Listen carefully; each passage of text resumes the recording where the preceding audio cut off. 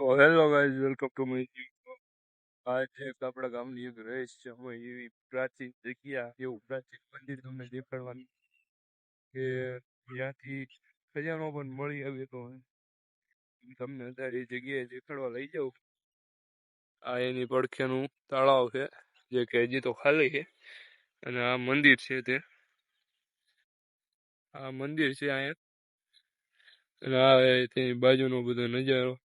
પડખે તળાવ છે, આ બાજુ પહાડ છે. જ્યારે આ ફૂલ વરસાદ ભરાઈ જાય, ફૂલ વરસાદ આવે એટલે તળાવ ભરાઈ જાય, ત્યારે આને અડી જાય મંદિરને ઉપર પાણી. અત્યારે તો આ બધું પડીને ખંડિત જેવું થઈ ગયું છે બધું.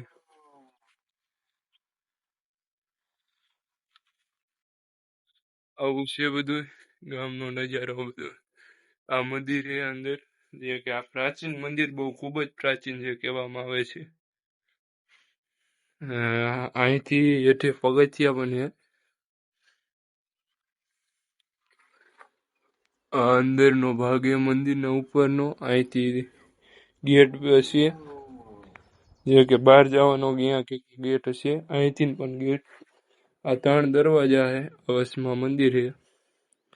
અહીંયા બહાર નીકળો એટલે આ બાજુ તળાવ છે. આની એવી રીતને કોતરીને બનાવેલું છે કે આની અલગ જ આમ કારીગીરી છે. તમે જોઈ લો, ખૂબ પ્રાચીન છે. એટલે આના અમુક ભાગ કપાઈ ગયા છે. આ તળાવ છે. અહીંયા પગથિયા પણ છે નીચે. 3 બાજુ તો નહીં, પણ ઓલી બાજુની સાઈડમાં એક તમને બતાવી દઉં. આ બાજુ પણ પાણી ભરેલું છે, પણ ત્યાં પણ પગથિયા છે. આ મંદિર છે બધું. સામે જે છે ઢોરો, તે લખોટો કહેવાય.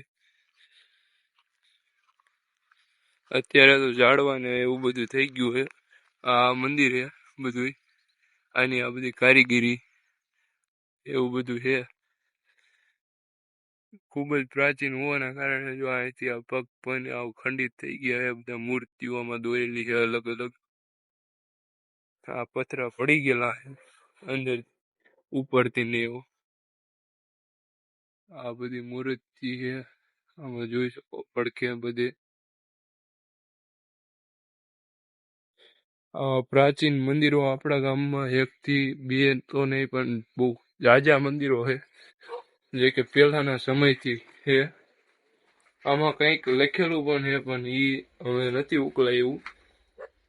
અહીંયા પણ લખેલું છે. આ મંદિર છે, અંદરનો ભાગ.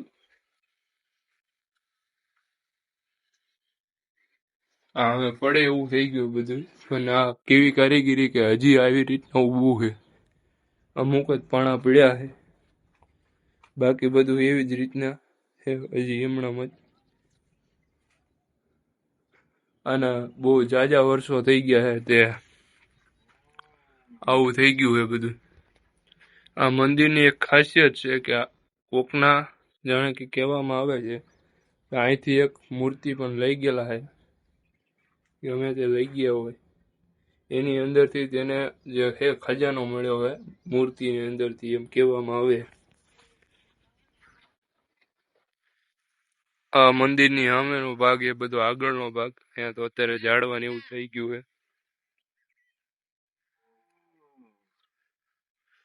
આ બધું જે કોતરેલ કામગીરી એ બધી કરેલી છે.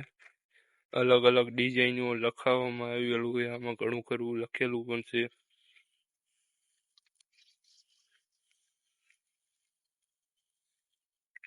આવી બધી કામગીરી કરવામાં આવે છે મંદિરમાં.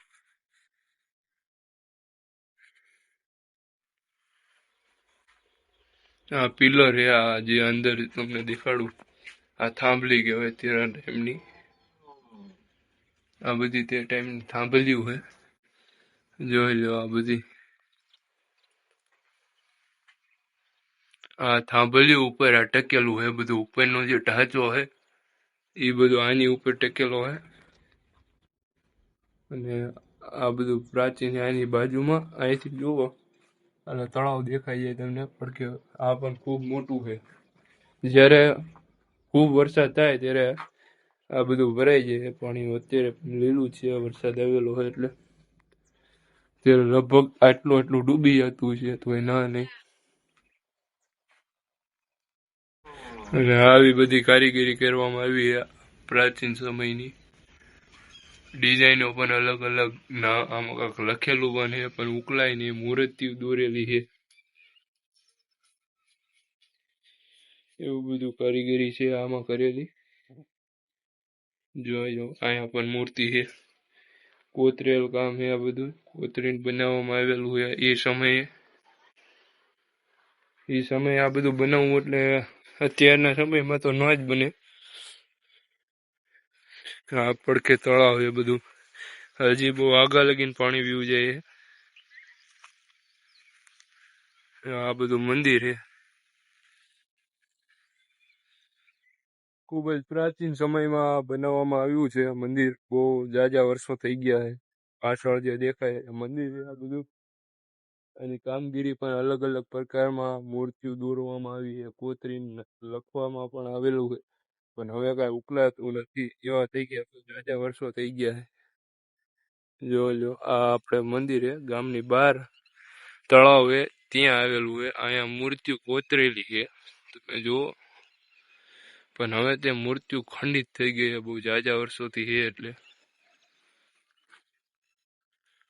આવું હવે મંદિર થઈ ગયું. હવે બહુ નથી કાંઈ એમાં, પણ હજી પણ ટકી રહેલું છે. એવી રીતના કારીગરી કરવામાં આવી છે કે હજી ટકી રહ્યું છે. ખૂબ જાજા વર્ષો થઈ ગયા છે. ઝાડવા બાળવા બધું થઈ ગયું છે આગળથી. આ પડખેનું તળાવ હજી તો નથી ભરાણું, પણ જો ભરાઈ જાય એટલે જો અહીં સુધી પહોંચી જાય છે પાણી, ઉપર સુધી. આ ઉપલો ભાગ થોડોક જ દેખાય પાણી ભરાઈ જાય એટલે. એવડું તળાવ છે. અને અંદર બાર સાઈડમાં મંદિર છે. અહીંયા પણ પગથિયા નીકળેલા છે પહાડમાં. તો આવા જ બ્લોગ જોવા માટે ડેલી ગુજરાતી બ્લોગ ચેનલને ફોલો સબસ્ક્રાઈબ કરી નાખો ફટાફટ.